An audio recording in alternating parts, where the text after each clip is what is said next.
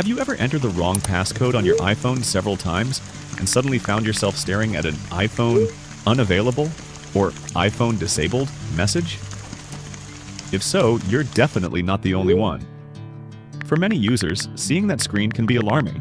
It often feels like the device is permanently locked or that all access has been lost. Fortunately, that's usually not the case. In most situations, this message appears because Apple's security system detected multiple incorrect passcode attempts and temporarily restricted access to protect the information stored on the device. While it can be frustrating, there are several legitimate recovery options available for users who own the device and simply need to regain access. Welcome back to the IBF Tools channel. In today's guide, we'll explore 3 commonly used approaches that people consider when dealing with an iPhone unavailable or iPhone disabled screen. Before we start, it's important to mention that this content is intended only for legitimate device owners.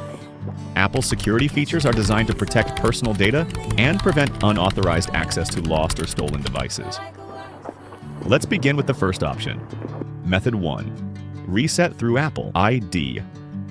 On certain newer iOS versions, including iOS 26.5, Apple may provide an option that allows users to erase and reset their iPhone directly from the lock screen.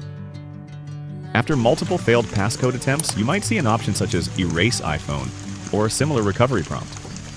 If available, you can follow the on-screen instructions and sign in using the Apple ID associated with the device. Once your identity is verified, the iPhone can erase its contents and return to the initial setup screen. From there, you'll be able to activate the device again and restore your information from an existing backup if one is available. Method 2. Restore, using Finder or iTunes.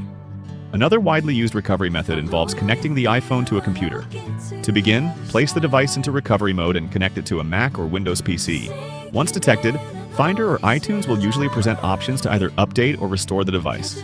Selecting the Restore option reinstalls the operating system and removes the existing passcode, allowing you to set the device up again from the beginning. Keep in mind that restoring the device removes locally stored information. If you've previously backed up your data through iCloud or a computer, you'll have the opportunity to restore it later during setup. Method 3. Using IBF Tool. Another option some users explore is IBF Tool. After installing the application, users connect their iPhone through USB and follow the on-screen instructions.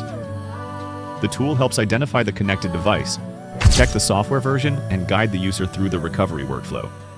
IBF Tool is designed to assist users who have lost access to their device because of a forgotten passcode. The software is available for Windows, Mac OS, and Linux systems. As always, tools like this should only be used on devices you legally own. Perfect. Even old photos exist. As you can see, receiving an iPhone unavailable or iPhone disabled message does not necessarily mean the device is unusable forever. In many cases, users successfully regain access using one of the recovery methods we've discussed today. If you found this guide helpful, consider leaving a like and subscribing to the channel for more iPhone tutorials, troubleshooting guides, and iOS recovery tips.